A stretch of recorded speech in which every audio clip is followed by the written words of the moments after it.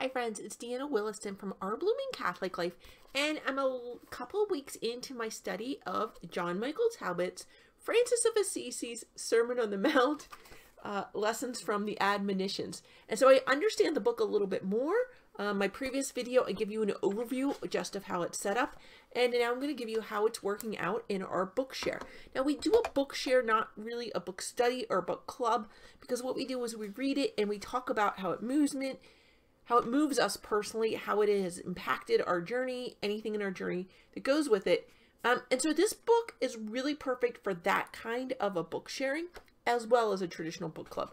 And I'll get to that, explain that in a minute. So it starts out, it really does have an introduction, and then it goes through the admonitions one by one. The admonition is, or the introduction to the admonitions is maybe a little bit longer, but it explains exactly why John Michael Talbot wrote it, how he wrote it. Oh, it's not longer. Why did I feel it was longer? I guess because we did it and chapter 1 together, it felt long, but it's really like maybe 3 pages. It's pretty nice and easy there. And but I will say it's powerful. Almost the whole thing is underlined for us. So that's really exciting. If you can see, I have different colors of underlining. So I generally pick a color for my first read, which I'm doing myself. And then I will go through when I'm doing it with the group and other people are pointing things out. I might use a different color. Another way I might use that is if I have a study guide, and some of the questions are like right there questions, as they call them, like, what does St. Francis say about this? And the answer to the question is, St. Francis says about blah, blah, blah, blah, blah, blah. So if it has a direct one answer, I might mark that with one color, and then something that speaks to me personally in another color. And something that's a little bit more hardcore and I have to pull an answer from the reading, I might just put, I don't think I've done it anywhere yet.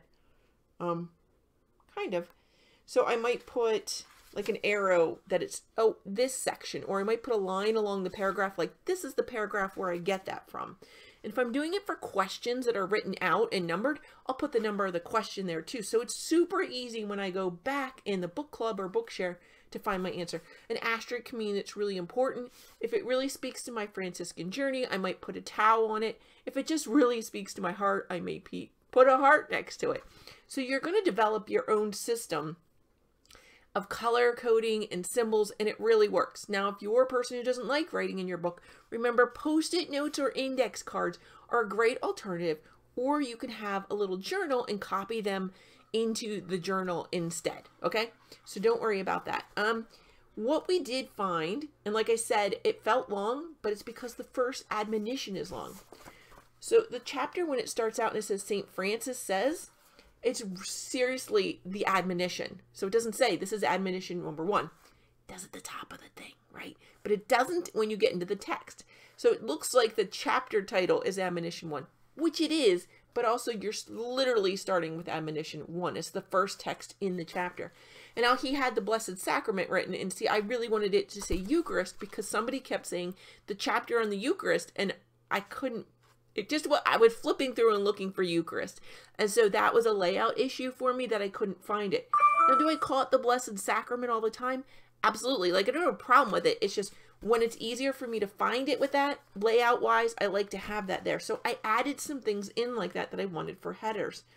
So after St. Francis says it, there are double lines, and then it's kind of, I think it jumps straight into John Michael Talbot's, yes, it jumps into John Michael Talbot's journey and how this admonition filled in with his journey.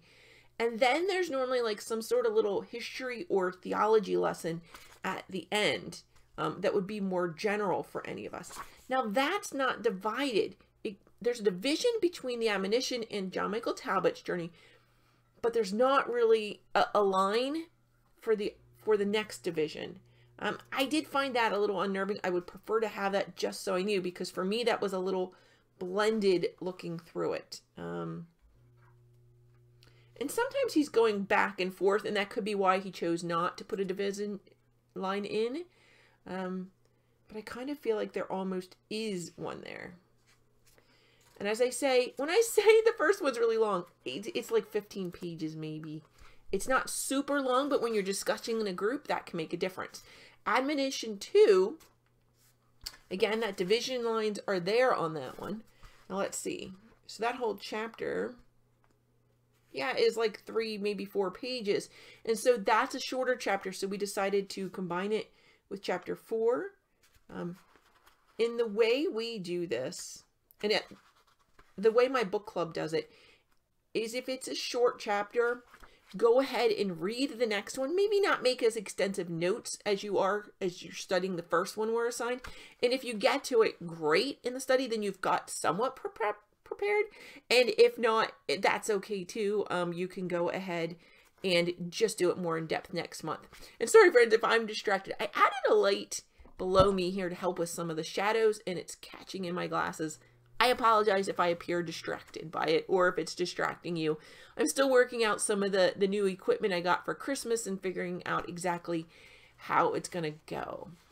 Also, I'm trying different backdrops as it's really cold outside right now. I do prefer to be out on the porch, but weather-wise, it's not always the greatest. Actually, it's not always the cold. Sometimes it's just the position of the sun. It's impossible to film out there. So yes, the book share is going great. Everybody is loving it. Those are just my tips about color coding, and just really look at how that admonition, the length of the admonition, whether you need to do 1 or 2 if you're doing it that way. We normally do like 1 chapter a month. I know some people like to do whole books a month. Like, to me, that's crazy talk, but you know, get as in-depth. But maybe that's a different kind of book, right? So we do like 1 chapter a month. So some of these are short, so you may need to prepare a second one just to be ready. Now, if you like more of a book club with a lesson kind of thing, like we're really sharing, but if you like more of a book club with a lesson, then there is a way to study this that way. And I'm going to give it to you right now because there is an awesome opportunity for it. Now, I'm not sponsored in any way. Don't get excited that I got sponsorships. If you go to www.inner-room-school.org, and I'm going to put this in the description below for you.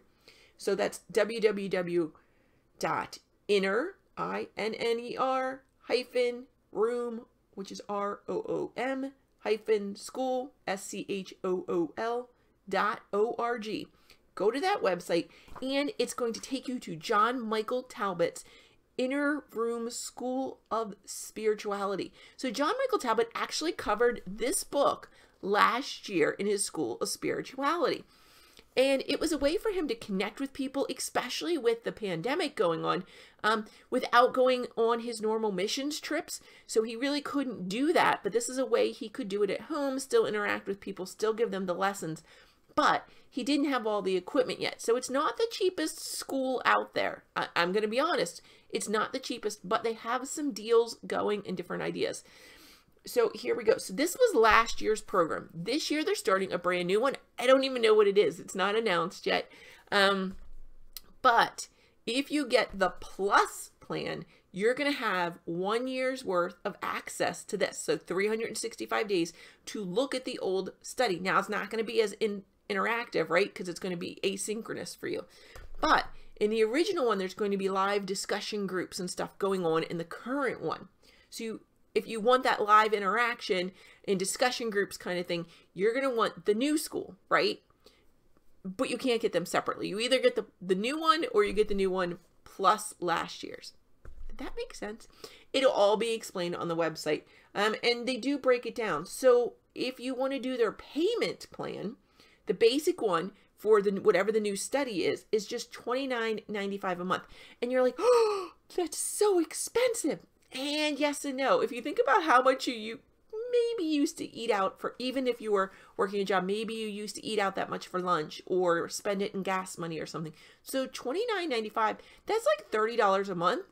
I probably use $30 a month discretionary spending easy. So that's not terrible. Now, if you want the plus, so 365 days access to this book, that's going to be a total of $39.95. So it's just $10 extra a month.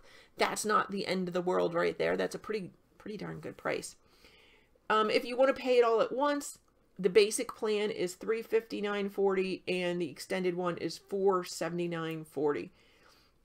So those are deals for paying it all up front. if you can afford to do that.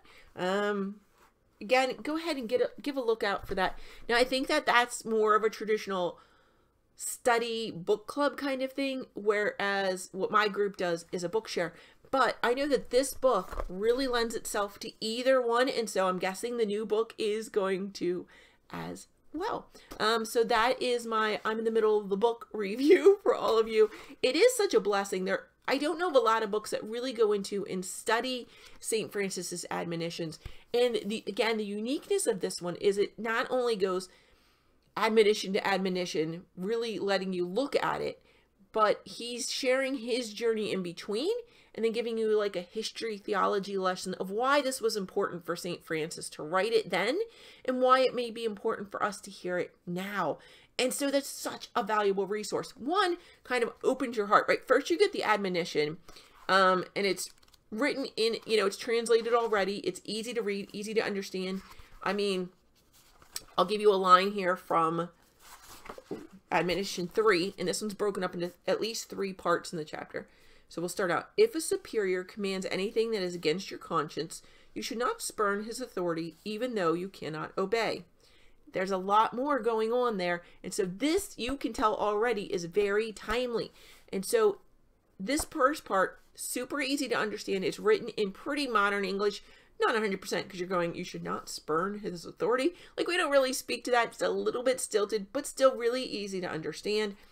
And then John Michael Talbot's going to say how that affected his journey. And that's going to open your heart to maybe look at that admonition, how it's impacted your journey. So it's going to kind of open that up, get your heart thinking, right? And feeling and just responding spiritually and emotionally to that. And then it's going to stop and say, here's the really important theology and history behind why St. Francis said it. And here's why it is very pertinent to us today. And so that does lend itself completely to sharing with other people. And you're saying, oh, this is how I'm going to live this, or this really impacted me, and here's why I think it's important for the world today. So this book is exceptional for whether you're doing a book club or a book share. The format lends itself to sharing it in a beautiful, beautiful way. And I thank John Michael Talbot for that. It has already been a blessing, and we're only 2 months in. God bless you, friends. Have a beautiful day. I hope you're enjoying your Christmas holiday. I know I am. It's definitely been different, but it's also been very lovely. God bless you, friends.